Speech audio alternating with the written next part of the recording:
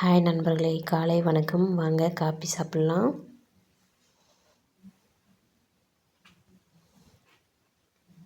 புதுசாக பார்க்குற நண்பர்களும் நம்ம சேனலை சப்ஸ்கிரைப் பண்ணி வச்சுக்கோங்க.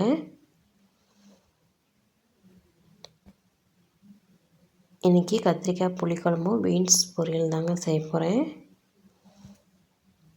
நான் ஏற்கனவே காயெல்லாம் கட் பண்ணி வச்சுட்டேன்.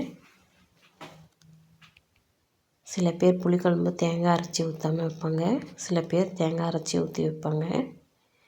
நான் இப்போ பொரியலுக்கும் குழம்புக்கும் ரெண்டுக்குமே மிக்சியில் கட் பண்ணி போட்டு அரைச்சிட்டேங்க. இப்போ பொரியலுக்கு தனியாக கொஞ்சம் எடுத்து வச்சிட்டேன்.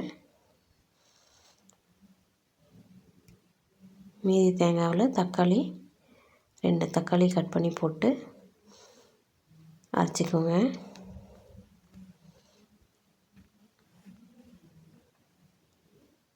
பீன்ஸ் பொரியல் ரெடியானதும் அதை பாதி எடுத்து லஞ்சுக்கு வச்சுட்டு அதுலேயே சாதம் போட்டு கிளறிக்கோங்க. Lunch box ready. 2 in 1 ரெசிபியாக செஞ்சிங்கன்னா நம்மளுக்கு நேரமும் மிச்சமாகும். நான் ஏன் இப்படி செய்கிறேன்னா, எனக்கு காலையிலே 7 மணிக்கு ஸ்கூல் பஸ் வந்துடும். அதனாலேயே நான் இந்த மாதிரி செய்கிறேன். இந்த மாதிரி ஐடியா பிடிச்சிருந்தா நீங்களும் ட்ரை பண்ணி பாருங்கள். உங்களுக்கு ஏதாவது ஐடியா இருந்தால் கமெண்ட்டில் சொல்லுங்கள்.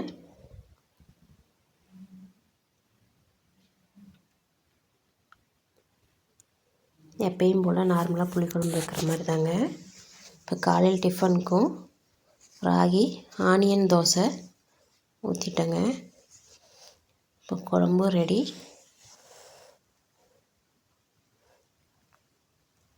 லஞ்ச் பாக்ஸும் காலையில் டிஃபனும் ரெடிங்க.